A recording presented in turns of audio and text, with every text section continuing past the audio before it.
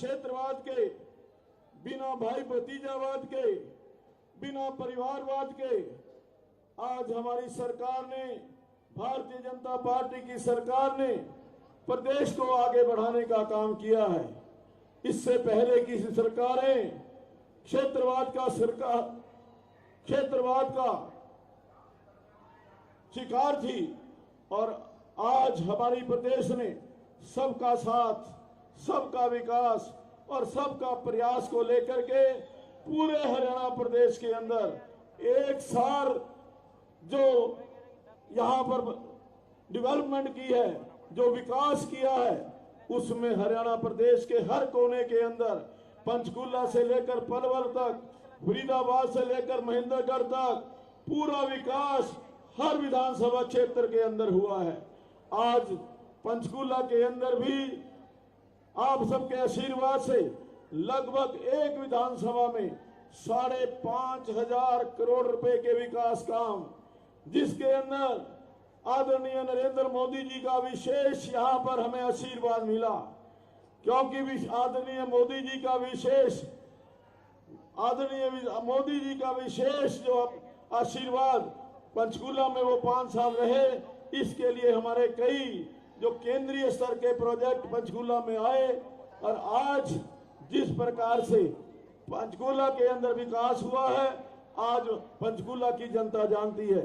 हुड्डा जी का 10 साल का शासन, जब पंचकूला की उपेक्षा की गई, पंचकूला के साथ भेदभाव किया गया, यहाँ पर डेवलपमेंट के नाम पर एक ईंट भी नहीं लगी। भाई चंद्रमोहन 18 साल तक विधायक रहे। मैंने बार बार उनसे पूछा है, चंद्रमोहन जी कोई 18 काम बता दीजिए जो 18 साल के अंदर आपने किए हो। आज तक वो एक भी काम नहीं बता सके। मैंने उनसे पूछा है कि चंद्रमोहन जी 18 साल कौन सी फिजाओं के अंदर खो गए थे, कहां चले गए थे। आज पंचकूला की जनता आपको 15 साल से देख रही है कि आप कहां पे हैं। एक प्रश्न जो जनता पूछ रही है कि चंद्रमोहन जी आपने अपना धर्म परिवर्तन किया था, आप चंद्रमोहन से आप यहाँ पर चांद मोहम्मद बने थे, अब वो चांद मोहम्मद से चंद्रमोहन अभी तक नहीं बने। उन्होंने जो मुस्लिम धर्म था उससे हिंदू धर्म के अंदर परिवर्तन अभी तक नहीं किया। आज वो हिंदू है या मुसलमान है, आज ये यहाँ के लोगों की जनता को इस बात का जवाब देना होगा। मैं समझता हूँ कि आज समय की कमी है। हम आदरणीय योगी आदित्यनाथ जी को सुनने के लिए आए हैं। मैं आपके सामने और अधिक समय न लेता हुआ आप सभी का इतनी बड़ी संख्या में यहाँ पधारने के लिए हार्दिक आभार व्यक्त करता हूँ, हार्दिक धन्यवाद करता हूँ और आदरणीय योगी आदित्यनाथ जी का फिर एक बार अपनी तरफ से, आपकी तरफ से बहुत बहुत आभार व्यक्त करता हूँ। जय हिंद, जय भारत, जय श्री राम, जय जय श्री राम, जय जय श्री राम। बहुत बहुत धन्यवाद। मैं अब हिंदू हृदय सम्राट, करोड़ों हिंदुओं के सपने को अयोध्या में भव्य राम मंदिर का निर्माण करवाने में जिनका महत्वपूर्ण योगदान और उत्तर प्रदेश को भय और भ्रष्टाचार मुक्त कर विकास के पथ पर अग्रसर करने वाले यशस्वी मुख्यमंत्री आदरणीय योगी आदित्यनाथ जी से आग्रह करूंगा कि वो आए और हमारा वक्तव्य हम लोगों के बीच में, शब्द हम लोगों के बीच में रखे। आदरणीय योगी आदित्यनाथ जी, योगी जी को जय श्री राम, योगी जी को जय श्री राम।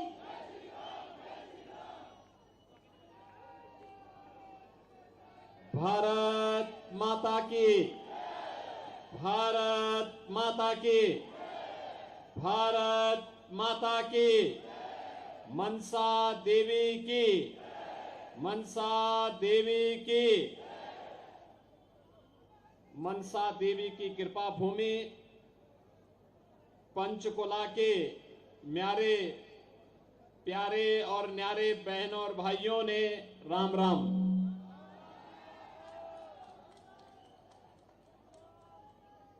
गुरुद्वारा नाड़ा साहिब जी की इस पवित्र भूमि पर शीश नवाते हुए मैं आप सबका हृदय से अभिनंदन करता हूं। बहनों और भाइयों, जैसे जैसे चुनाव की तारीख नजदीक आती जा रही है,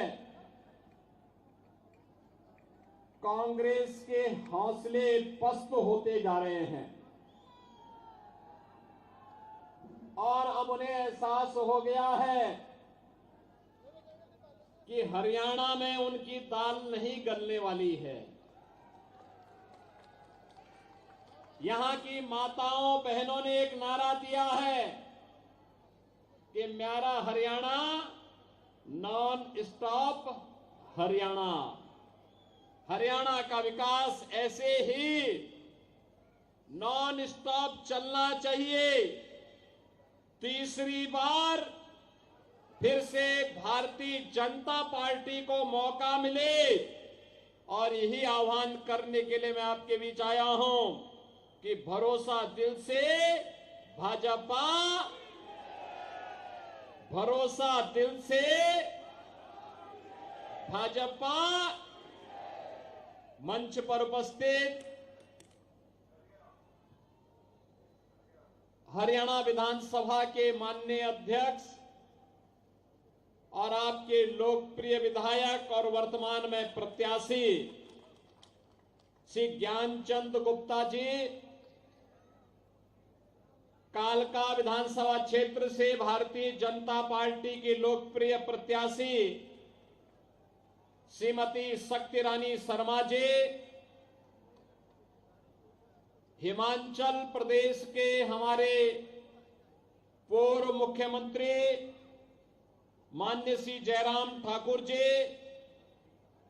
जिला अध्यक्ष भारतीय जनता पार्टी श्री दीपक शर्मा जी, प्रदेश उपाध्यक्ष श्री बंतो कटारिया जी, मेयर पंचकुला श्री कुलभूषण गोयल जी, प्रदेश अध्यक्ष युवा मोर्चा श्री योगेंद्र शर्मा जी, संयोजक पंचकुला विधानसभा श्री हरेंद्र मलिक जी और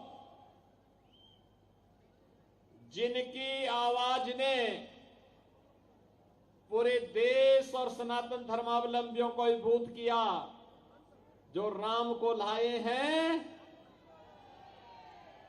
इस भजन को लोकप्रिय बना करके आम जन तक पहुंचाने वाले सुप्रसिद्ध भजन गायक श्री कन्हैया मित्तल जी, उत्तर प्रदेश सरकार के मंत्री श्री ब्रजेश सिंह जी, पंचकुला और कालका से जुड़े हुए मेरे सभी उपस्थित बहनों और भाइयों, हरियाणा विधानसभा चुनाव 5 अक्टूबर को होने जा रहा है। बहनों और भाइयों, शारदीय नवरात्रि 3 अक्टूबर से प्रारंभ हो रहा है। शारदीय नवरात्रि की तीसरी तिथि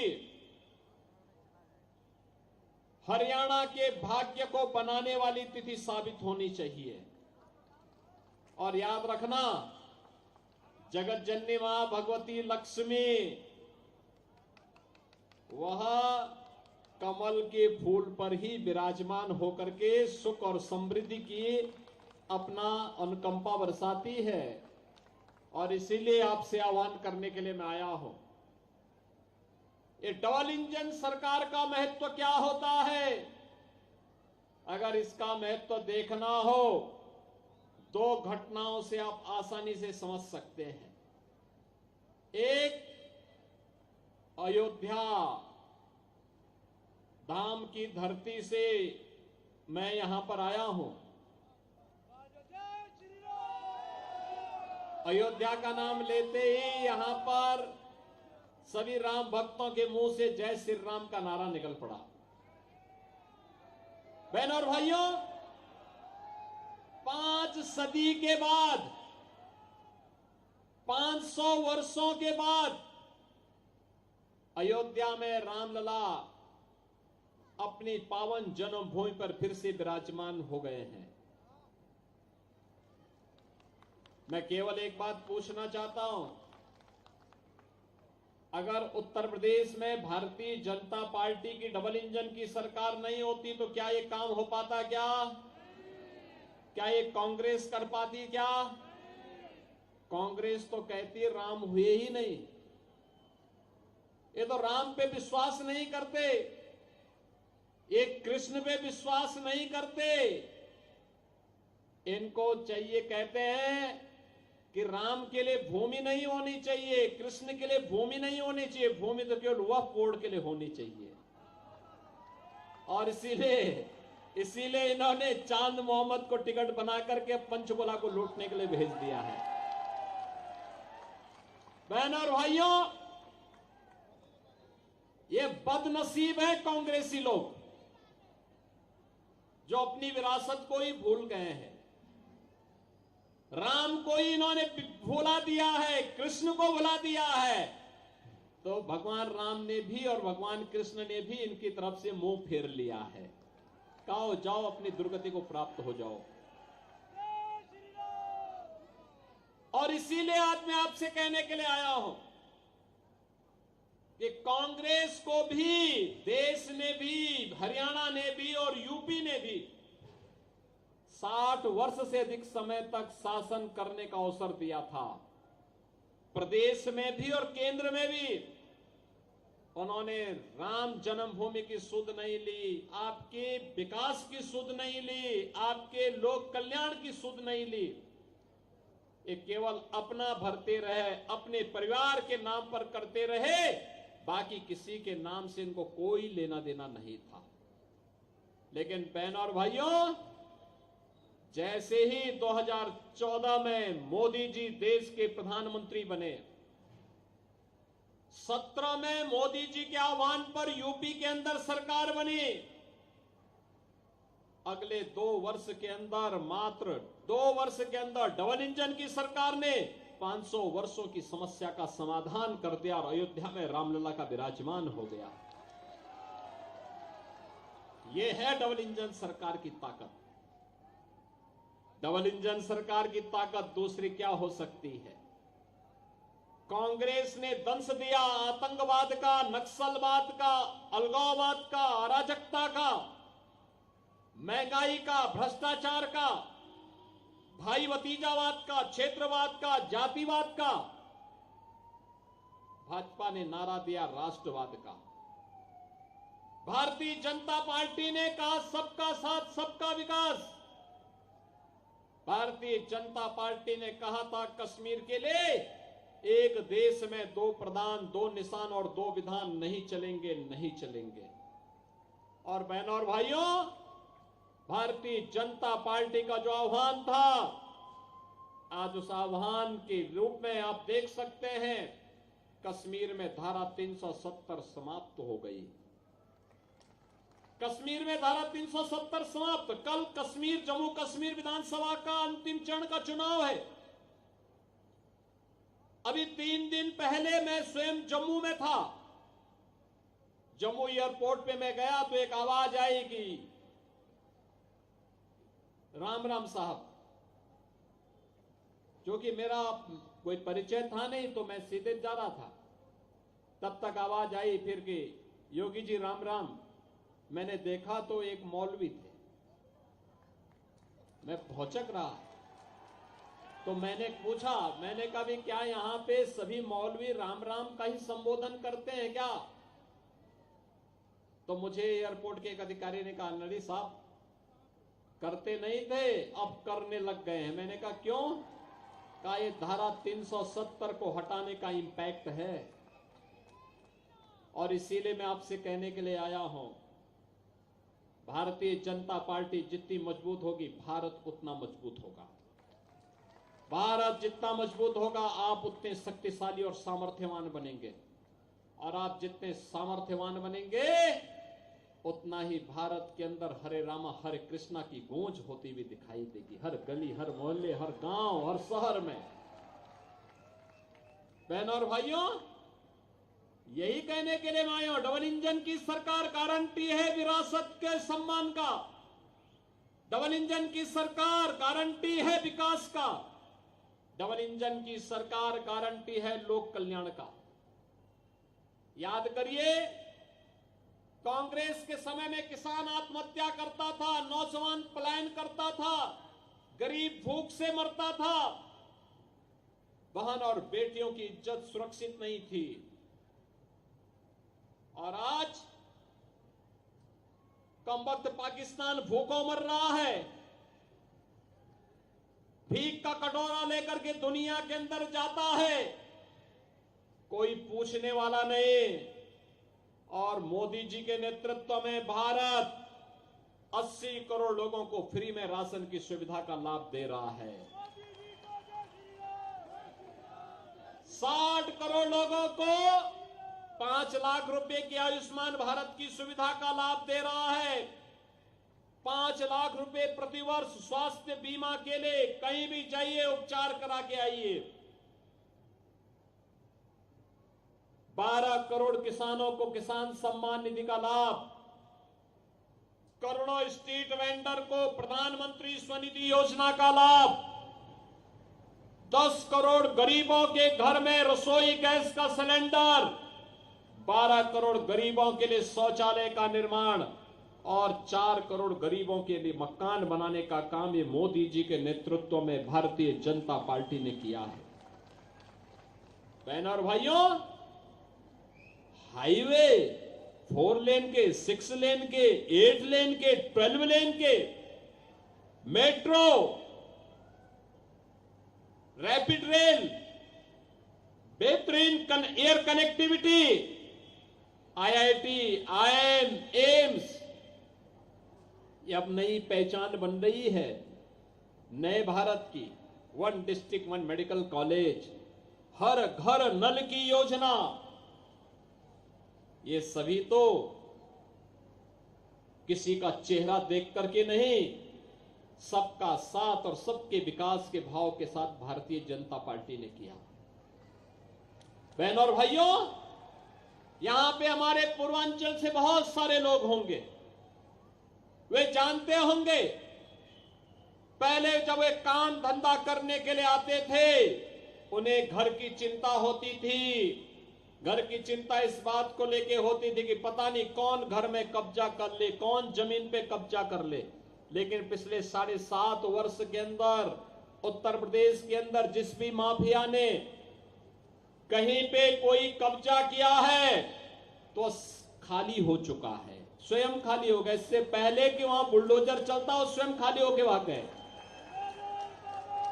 अब वहां कब्जा नहीं होता है। 7.5 वर्ष में वहां कोई दंगाई नहीं हुआ। दंगाई या तो जेल में या जहन्नुम में। राम नाम सत्य है की यात्रा निकल गई। और बहनों और भाइयों, यही मैं कहने के लिए आया हूं, कार्य करने के लिए दम चाहिए और दमदार सरकार भी चाहिए। जब सरकार होगी दमदार तो कार्य होगा ईमानदारी के साथ। और वही दमदार सरकार, डबल इंजन की सरकार भारतीय जनता पार्टी केवल दे सकती है। जो लोग राम को कोसते होंगे, जो एक्सीडेंटल हिंदू हैं, वे आपके प्रति भी और देश के प्रति भी ईमानदार नहीं हो सकते, कभी नहीं हो सकते। और यही कहने के लिए मैं आया हूं, ये पंचकुला एक नई पहचान हरियाणा की है। पंचकुला विकास की धुरी बन रही है। विधानसभा अध्यक्ष के रूप में, यहां के विधायक के रूप में श्री ज्ञानचंद गुप्ता जी के नेतृत्व में विकास की धारा यहां पर बही है, मजबूती के साथ आगे बढ़ी है। बहनों और भाइयों, एक महत्वपूर्ण संवैधानिक पद पर बैठने के बाद व्यक्ति के पास जिम्मेदारी होती है और ये उस क्षेत्र के जनता जनार्दन का दायित्व बनता है कि उनके द्वारा चुना गया जनप्रतिनिधि न केवल उनकी विधानसभा के लिए बल्कि पूरे प्रदेश के लिए कार्य कर रहा है और विधानमंडल के कार्यक्रमों के साथ देश और दुनिया का भ्रमण करके अपने हरियाणा के बारे में भी लोगों को अवगत करा रहा है। और ज्ञानचंद गुप्ता जी ने यही यहां के लिए किया है, एक पहचान दी पंचकुला को। एक अभियान के साथ आगे बढ़े हैं। और इसीलिए आपका आह्वान करने के लिए मैं आया हूं, आपसे कहने के लिए कि भारतीय जनता पार्टी ने से ज्ञानचंद गुप्ता जी को फिर से अपना प्रत्याशी बनाकर के पंचकुला में उतारा है। और साथ साथ कालका विधानसभा क्षेत्र से श्रीमती शक्ति रानी शर्मा जी को भी भारतीय जनता पार्टी ने प्रत्याशी बनाकर के उतारा है। बहनों और भाइयों, अब तो नवरात्रि का तिथि भी प्रारंभ हो चुकी है। कालका जी और साथ साथ मनसा देवी, हिमाचल की सीमा ही वहां से प्रारंभ हो जाती है। इसके बाद हिमाचल तो पर्वतराज हिमाचल की पुत्री मां पार्वती सती, वहीं से भगवान शिव के साथ उनका स्वयंवर होता है। तो शक्ति की अधिष्ठात्री देवी भूमि है, तो इसलिए हमें देवी का संरक्षण और देवी का आशीर्वाद वहीं प्राप्त होना चाहिए जहां उनके भक्त हों, और भक्तों को भी इस बात को एहसास होना चाहिए विरासत और विकास की राजनीति करने वालों के साथ ही हमें खड़ा होना है। आप सहमत हैं? कमल खिलेगा, नवरात्रि में कमल खिलाने का काम करेंगे, मां लक्ष्मी का आशीर्वाद प्राप्त करने का काम करेंगे। सभी लोग सहमत हैं? मैं सबसे पहले तो आपका अभिनंदन करता हूं कि इतनी भीषण गर्मी में भी आप लोग खुले आसमान के नीचे उपस्थित होकर के, और पंचकुला की सभा तो सायंकाल 7 बजे के बाद होती थी, लेकिन शाम को 4 बजे इतनी भारी संख्या में एकत्र होकर के ज्ञानचंद गुप्ता जी के साथ अपना समर्थन देने के लिए और शक्ति रानी शर्मा जी के साथ अपना समर्थन देने के लिए एकत्र हुए हैं। तो सभी लोगों का आशीर्वाद कमल के फूल पर प्राप्त होगा। सभी लोग सहमत हैं? सभी लोग सहमत हैं? दोनों हाथ ला करके मेरे साथ बोलेंगे। फिर जहां तक मेरी आवाज जा रही है दोनों हाथ लाइए, मुट्ठी बंद करके बोलेंगे मेरे साथ, भारत माता की, भारत माता की, भारत माता की जय श्री राम, जय जय श्री राम। बहुत बहुत धन्यवाद, आभार।